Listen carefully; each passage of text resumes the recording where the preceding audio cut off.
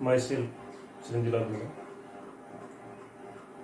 Assistant professor zoology government college Tonk. आज हमारा topic है नेचर ऑफ डिस्टर्ब। पिछली बार हमने डाइजेशन वाला चैप्टर पढ़ा था। ये बीएससी सेकेंड ईयर में एनिमल फिजियोलॉजी एंड बायोकेमिस्ट्री जो पेपर है सेकेंड, उसका टॉपिक है। तो उसी में ये थोड़ी चीज़ रह गई थी कि फूड के कंटेंट क्या क्या होते हैं, भोजन के क्या क्या कंटेंट होते हैं।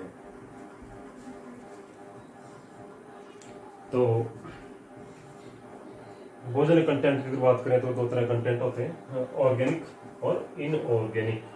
ऑर्गेनिक मतलब कार्बनिक, जिसमें कार्बोहाइड्रेट, प्रोटीन, लिपिड और विटामिन सम्मिलित किए जाते हैं। इनऑर्गेनिक में आपके mineral salts and water include किए जाते हैं। कार्बोहाइड्रेट की अगर बात करें तो बॉडी का जो मैक्सिमम पार्ट है वो कार्बोहाइड्रेट का बना होता है। लगभग 55 से 65% कार्बोहाइड्रेट होता है। कार्बोहाइड्रेट वे मॉलिक्यूल है जो कार्बन, हाइड्रोजन और ऑक्सीजन तीन तत्वों से मिलकर बने होते हैं।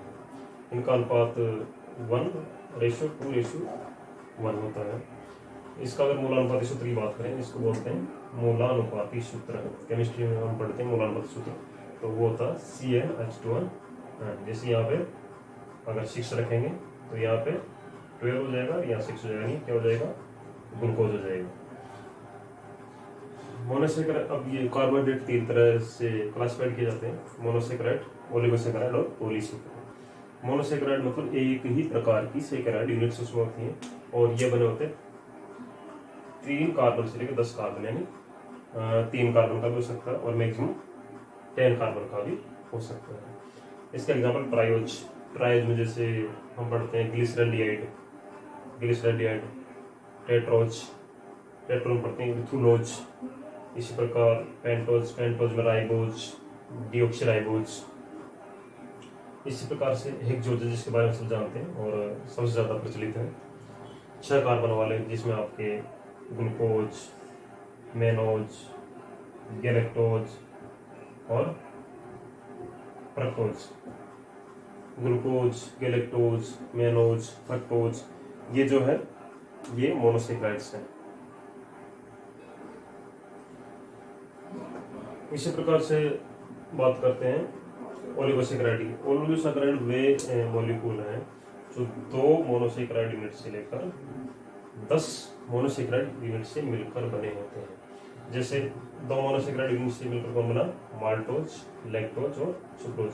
अब इसमें क्या होता है, 2 मोनोसेकेराइड यूनिट के बीच में ग्लाइकोसिडिक बॉन्ड पाया जाता है। 2 मोनोसेकेराइड यूनिट्स के बीच में ग्लाइकोसिडिक बॉन्ड पाया जाता है, और इनका जब जल अपघटन होगा, इनका हाइड्रोलाइसिस होगा, तो मोनोसेकेराइड इकाइयाँ बनती हैं।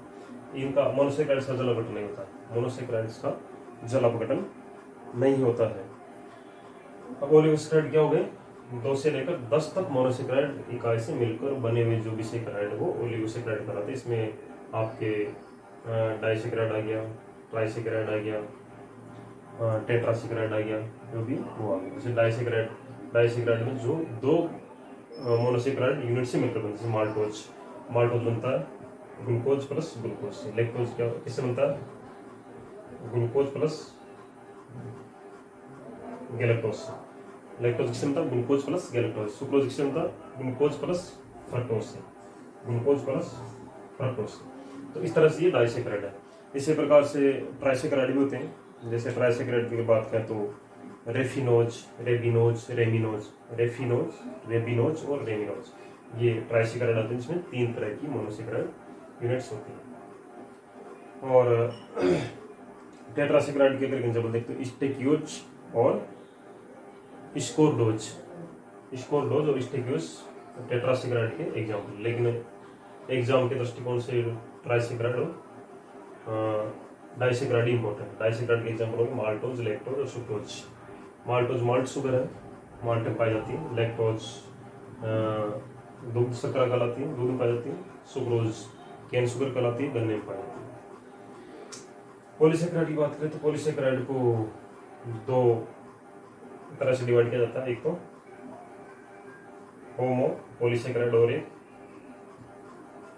हेट्रोपोलिसेकेराइड, मोनोसेकेराइड और हेट्रोपोलिसेकेराइड। मोनोसेकेराइड वो होमोपोलिसेकेराइड और हेट्रोपोलिसेकेराइड। होमोपोलिसेकेराइड वह पोलिसेकेराइड है जिनमें एक ही प्रकार की मोनोसेकेराइड इकाइयाँ मिली हो, जैसे आपके ग्लाइकोजन ग्लूकोज से बना होता है, सिर्फ ग्लूकोज होता है उसमें, स्टार्च, सेलुलोस, ये एक ही प्रकार के मोनोसेकेराइड से मिलकर बनाते हैं, इसलिए इनको होमोपोलिसेकेराइड बोलते हैं। हेटेरोपोलिसेकेराइड जो एक से अधिक प्रकार की मोनोसेकेराइड इकाइयों से मिलकर बनते हैं, जैसे हाइलोरोनिक एसिड, कॉन्ड्राइटिन सल्फेट जो उपस्थित पाया जाता है, इसी प्रकार से इपेरिन जो रक्त में पाया जाता है, ब्लड कोगुलेटिंग एजेंट है। तो इस तरह से इसको होमोपोलिसेकेराइड और हेटेरोपोलिसेकेराइड में डिवाइड किया जाता है। होमोपोलिसेकेराइड मतलब एक ही प्रकार की मोनोसेकेराइड इकाइयों से मिलकर बने हुए पोलिसेकेराइड, जैसे स्टार्च, ग्लाइकोजन, डेक्स्ट्रीन, सेलुलोज। हेटेरोपोलिसेकेराइड जो एक से अधिक प्रकार की मोनोसेकेराइड इकाइयों से मिलकर बनाते हैं, जैसे कॉन्ट्राइटिन, हिपेरिन, ये इसके एग्जाम्पल। तो ये तो हो गया कार्बोहाइड्रेट की बात। तो इस तरह की मोटी मोटी चीज़ आपको याद रखनी चाहिए। कई बार एग्जाम में आता है कि कार्बोहाइड्रेट का वर्गीकरण कीजिए, तो इस तरह से आपको वर्गीकरण करना, उसको रिटर्न में ठीक तरह से लिखना है।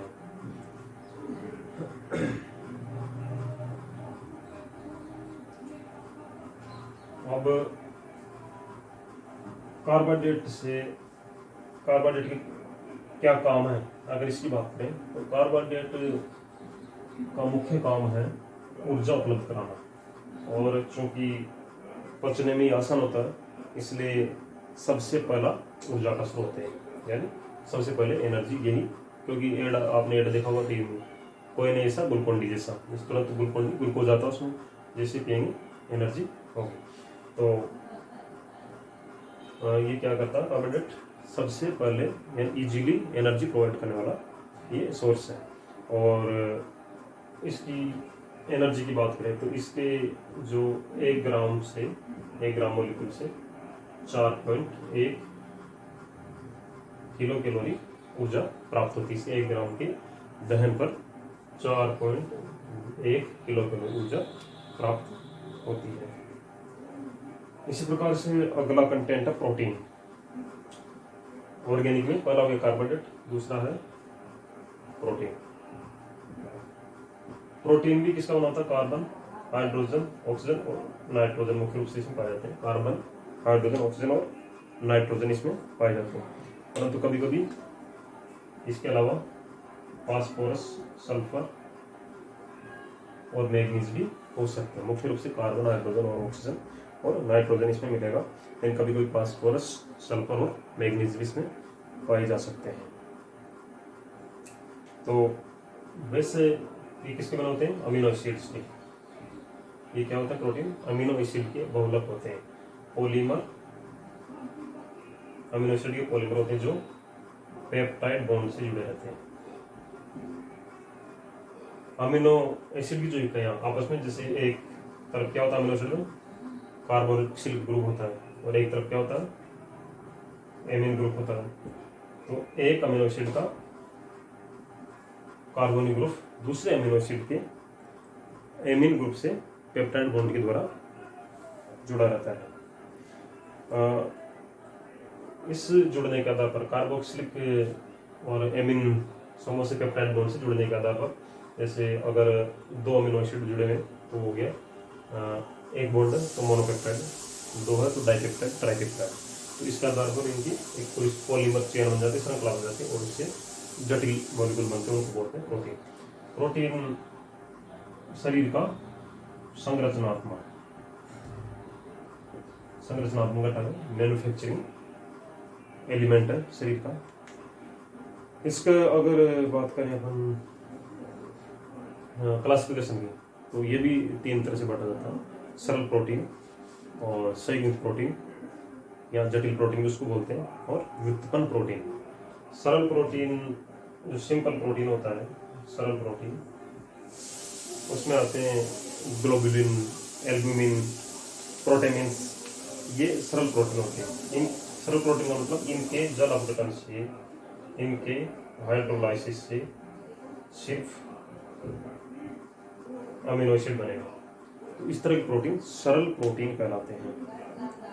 कौन कौन से? एल्बुमिन, ग्लोबुलिन और हिस्टोन प्रोटीन सरल प्रोटीन है। दूसरा जो है इसका डिवीजन ये है जटिल प्रोटीन, जटिल या संयुग्मी प्रोटीन। इसमें क्या होता है कि एक अमीनो समूह के अलावा दूसरा अमीनो एसिड्स के अलावा और भी कोई ग्रुप जुड़ा होता है, उसको बोलते हैं प्रोस्थेटिक ग्रुप।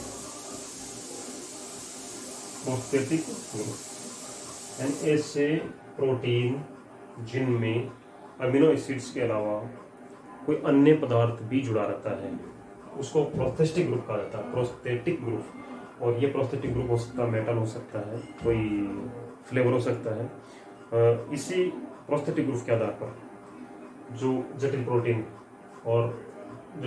या इसको संयुग्मी प्रोटीन कहते हैं, कंजुगेटेड या कॉम्प्लेक्स प्रोटीन कहते हैं।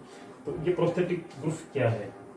फेरस है, मैग्नीज है, क्या है, उसके आधार पर इनको डिवाइड किया जाता है। जैसे न्यूक्लियोप्रोटीन, अगर न्यूक्लिक एसिड है प्रोस्थेटिक ग्रुप के रूप में, तो न्यूक्लिक एसिड हिस्टोन प्रोटामिन्स। अगर पास्फोप्रोटीन है, फास्फेट है प्रोस्थेटिक ग्रुप, तो पास्फोप्रोटीन हो गया। पास्फोप्रोटीन में आपका एग्जांपल है कैसीन, पेप्सिन। कैसीन जो दूध में पाए जाने वाला प्रोटीन है, पेप्सिन जो एंजाइम है आमाशय से सीक्रेट होता है। इसी प्रकार से क्रोमोप्रोटीन भी इसी में है। अगर पिगमेंट पाया जाता है तो वो हो गया क्रोमोप्रोटीन। क्रोमोप्रोटीन का एग्जांपल हो गया आपके हीमोग्लोबिन, हीमोसाइनिन। हीमोग्लोबिन जो मनुष्य के रक्त में पाया जाता है, ऑक्सीजन का वाहक है। हीमोसाइनिन इंसेक्ट्स में पाया जाता है। तो हीमोइरिथ्रिन भी है। ये क्या है? अगर पिगमेंट है तो क्रोम प्रोटीन कहलाएंगे, फास्फेट है तो फास्फोप्रोटीन कहलाएंगे, न्यूक्लिक एसिड है तो न्यूक्लियोप्रोटीन कहलाएंगे। इसी प्रकार से मेटलोप्रोटीन, अगर मेटल है जैसे जेंथिन ऑक्सीडेज है, इसी प्रकार से कार्बोनिक एनहाइड्रेज है, तो इनमें जैसे जिंक और मैग्नीज जैसी मेटल्स पाए जाते हैं। तो जटिल प्रोटीन ये एक सरल प्रोटीन हो गया, दूसरा जटिल प्रोटीन हो गया। जटिल को कंजुगेटिव बोलते हैं, कॉम्प्लेक्स प्रोटीन बोलते हैं। इसमें अमीनो एसिड के अलावा प्रोस्थेटिक ग्रुप भी जुड़ा होता है, और प्रोस्थेटिक ग्रुप के आधार पर ये प्रोटीन हो गए न्यूक्लियोप्रोटीन, क्रोमोप्रोटीन, मेटलोप्रोटीन। इस तरह से इनके प्रकार हो गए। मेटलोप्रोटीन में आपके हो गया कार्बोनिक एनहाइड्रेज, जेंथिन ऑक्सीडेज, और क्रोम प्रोटीन में हीमोग्लोबिन, हीमोसाइनिन, इरिथ्रोक्रोनिन, हीमोइरिथ्रिन, ये क्रोम प्रोटीन होते हैं। एक और होता है व्युत्पन्न प्रोटीन, जो सरल प्रोटीन और संयुग्मी प्रोटीन के जल अपघटन से प्राप्त होते हैं। ये होते हैं व्युत्पन्न प्रोटीन, डेराइवड प्रोटीन। कौन से? व्युत्पन्न या डेराइवड प्रोटीन, जो सरल प्रोटीन और संयुग्मी प्रोटीन के जल अपघटन से बनते हैं। जैसे पेप्टोन्स, प्रोटीओजेस, ये व्युत्पन्न प्रोटीन या डेराइवड प्रोटीन कहलाते हैं। इस तरह से प्रोटीन के 3 प्रकार हुए। ये मुख्य घटक है शरीर का, संरचनात्मक घटक है। सेल वॉल, मुख्य रूप से सेल वॉल में ही पाया जाता है। सेल वॉल को बनाए रखने के लिए, मेंटेन करने के लिए बहुत इंपॉर्टेंट है। एंटीबॉडी बीसी की बनी होती है, कैरियर वाहक के रूप में ये काम आता है प्रोटीन। तो प्रोटीन ये कह सकते हैं बहुत इंपॉर्टेंट एलिमेंट है बॉडी के लिए। कार्बन, हाइड्रोजन, ऑक्सीजन, नाइट्रोजन का मुख्यतः बना होता है। फास्फोरस, सल्फर, मैग्नीज भी पाया जा सकता है। 3 तरह का होता है, सरल, जटिल और व्युत्पन्न प्रोटीन। अमीनो एसिड्स के बीच में पेप्टाइड बॉन्ड के द्वारा जुड़े रहते हैं प्रोटीन। तो इस तरह से ये प्रोटीन के बारे में लिख सकते हैं। एग्जाम्पल जरूर याद होने चाहिए, और मेन की पॉइंट क्या है, जैसे पेप्टाइड बॉन्ड से जुड़े हैं, इस तरह की चीज़ें एग्जाम्पल ये याद होना आवश्यक है। तो अब तीसरा है कंटेंट मेजर, लिपिड। लिपिड की अगर बात करें तो लिपिड भी 3 तरह की होती हैं, सरल लिपिड, जटिल लिपिड और व्युत्पन्न लिपिड। लिपिड का क्या काम है शरीर में? एक तो एनर्जी प्रोवाइड करता है लिपिड, और दूसरा सेल वॉल की जो लिक्विडिटी है उसको बनाए रखने में, सेल मेम्ब्रेन की लिक्विडिटी बनाए रखने में सहायक है। लिपिड भी कार्बन, हाइड्रोजन, ऑक्सीजन का बना होता है। और ऊर्जा के दृष्टिकोण से लिपिड से ऊर्जा अत्यधिक प्राप्त होती है। अगर 1 ग्राम लिपिड का दहन होगा तो 9.3 किलो कैलोरी एनर्जी से मिलेगी। सरल लिपिड में आपकी सामान्य वसा, मोम, इस तरह के जो है सरल लिपिड कहलाते हैं। जटिल लिपिड या संयुग्मी लिपिड वो होते हैं जिनमें वसीय अम्ल एवं ग्लिसरॉल के अलावा नाइट्रोजन, फास्फोरस जैसे जो लिपिड होता है, किसका बना होता है? वसी अम्ल प्लस ग्लिसरॉल। इसके अलावा अगर फास्फोरस और नाइट्रोजन जैसे तत्व भी अगर मिलते हैं तो वो कहलाएगा संयुग्मी वसा। सरल वसा तो होगी आपकी लिपि मोम और जो सरल वसा कहलाते हैं। संयुग्मी में क्या होगा, वसी अम्ल और ग्लिसरॉल के अलावा फास्फोरस और नाइट्रोजन भी पाया जाएगा। इसका एग्जाम्पल फास्फोलिपिड, ग्लाइकोलिपिड। फास्फोलिपिड में जैसे आपके लेसिथिन, शिफेरिन, और ग्लाइकोलिपिड के लिए सिरेशिन, नर्वोन आदि, ये क्या है, ग्लाइकोलिपिड है। तो इसके फास्फोलिपिड, ग्लाइकोलिपिड यानी ग्लाइको समूह है, फास्फो अगर ग्रुप है तो फास्फोलिपिड होंगे। फास्फोलिपिड सेल मेम्ब्रेन या जो नर्व सिस्टम है, नर्व सेल होती है, उसका इंपॉर्टेंट कंटेंट आप जब आगे पढ़ेंगे नर्व सिस्टम देखेंगे।